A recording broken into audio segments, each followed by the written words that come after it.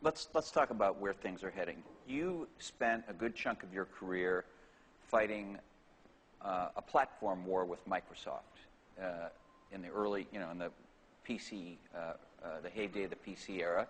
They won that platform war pretty decisively in terms of operating systems. But now there are new platforms out there. You've done really well on some of them. So to Karen and I, there's a platform war going on that you're a big player in it. Google's a player in it. Facebook's a player in it. Do you see it like that? No. Okay. And I never have. I mean, we never saw ourselves in a platform war with Microsoft. I mean, maybe that's why we lost. But we always saw ourselves as trying to build the best computers we knew how to build for people. That's always what we were trying to do. Something has evolved and changed in the relationship between your company and Google, say, compared to the day you introduced the iPhone now. What has happened? Well, they decided to compete with us, and so they are.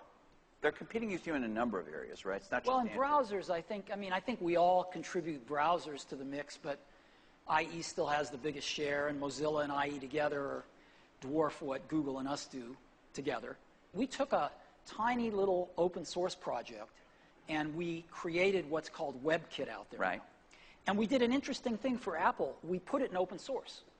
That is an interesting thing for Apple. And we've done a fair amount of it, but this is the thing that's been the most successful. And almost every modern mobile browser is now based on WebKit.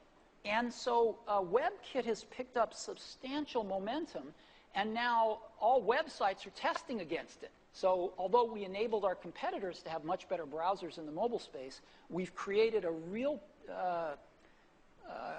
competitor to IE in terms of if momentum. You take all the WebKit stuff Yes, if you take it all together. And in the mobile space, it's number one.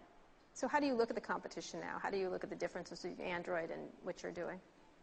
Well, right now, if you look at the smartphone market share, the way people define smartphones is a little funny, but Nokia is still number one.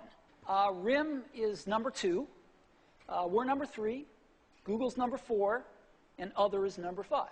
So you're not going to remove Google from the iPhone and the iPad, but are you going to give users more prominently displayed additional choices to it, for instance, now that, because they are a competitor of yours now? We definitely compete with each other. You know, we have some Google properties on our phone. Just because we're competing with somebody doesn't mean we have to be rude.